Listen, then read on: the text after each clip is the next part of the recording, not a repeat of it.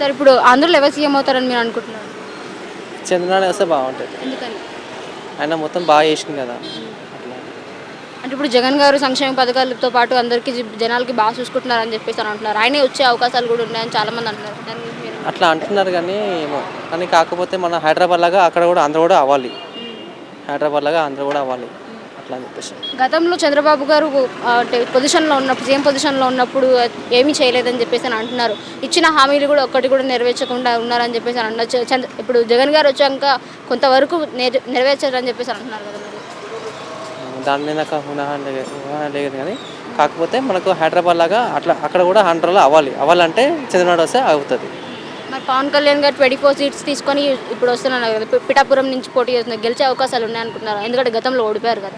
పవన్ కళ్యాణ్ గురించి నాకు అంత ఇది లేదండి. ఒకటి చంద్రబాబు నాయుడు. ఇప్పుడు అపోజిషన్గా ఆయనకి వైసీపీ నుంచి వంగ గీత గారు వస్తున్నారు. ఇప్పుడు ఆవిడతో ఈయన పోటీ చేస్తున్నారు. ఇక్కడ గట్టి పోటీ ఉంటుందని చెప్పేసి అంటున్నారు కదా. చంద్రబాబు వస్తే అది బెటర్ ఆంధ్రలో.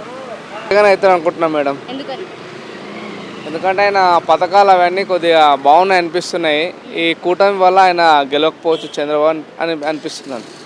అంటే ఇప్పుడు ప్రజలకి సంక్షేమ పథకాలు బాగానే ఇస్తున్నారు కానీ మరి అభివృద్ధి మాట ఏమని మీరు అనుకుంటున్నారు? అభివృద్ధి ఉంది,